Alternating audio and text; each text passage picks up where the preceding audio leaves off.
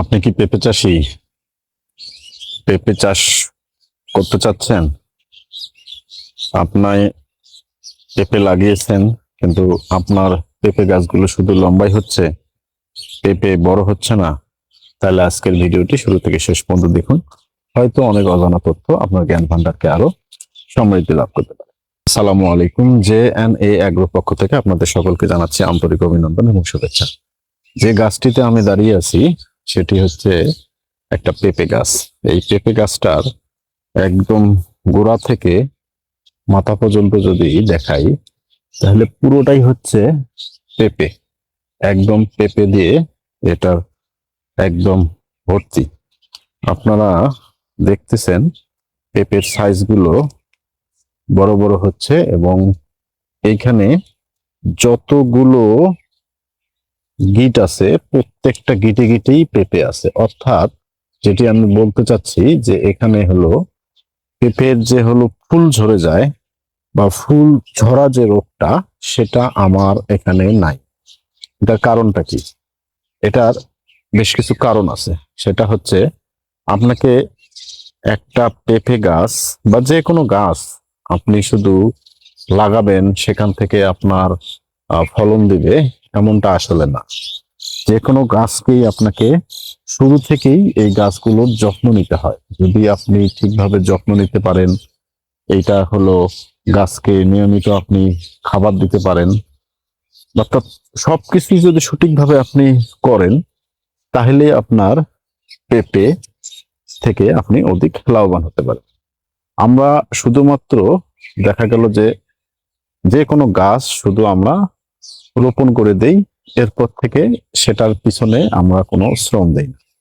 এটা হলেই কিন্তু আপনার যে কোনো গাছের ফলন আপনার অনেকাংশেই কমে যাবে।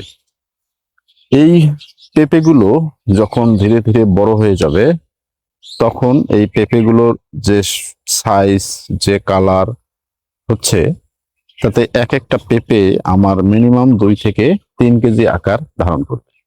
এই গাছটা যখন আমি রোপণ করেছিলাম, তখন এই গাছটার যখন গর্ত করি, অর্থাৎ মাদা তৈরি করা হয়, সে সময় গাছটার গোড়ায় যথেষ্ট পরিমাণে খাবার দেয়া হয়েছিল। সেটা জৈব সার এবং রাসায়নিক সার মিশ্রণ করে এখানে গর্তটা তৈরি করা হয়েছে।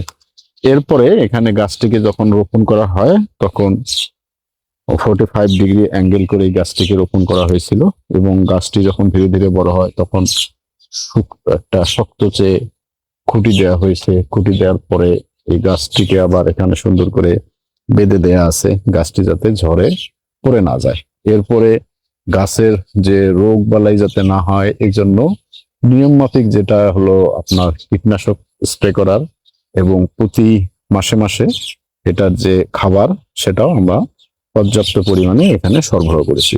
তো সকল কিছু ম্যানেজমেন্ট করার ফলেই কিন্তু এই গাছটা থেকে আমাদের যে পরিমাণ পেঁপে দেয়া কথা, আলহামদুলিল্লাহ সেই পরিমাণ পেঁপেই এখানে আমরা দেখতে পাচ্ছি।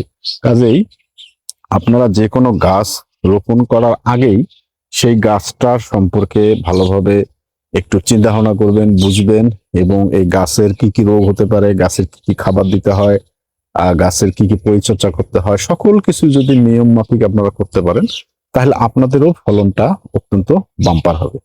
তা আজকের এই তথ্যমূলক ভিডিওটা এ পর্যন্তই। ভিডিওটি ভালো লাগলে লাইক, কমেন্ট এবং শেয়ার করে সকলকে দেখার সুযোগ করে দেবেন। তো ঠিক আছে, পরবর্তী আপডেট আপনাদের মাঝে আবারও আমি যথাসময় শেয়ার করার চেষ্টা করবো ইনশাল্লাহ। সে পর্যন্ত ভালো থাকবেন। আসসালামু আলাইকুম।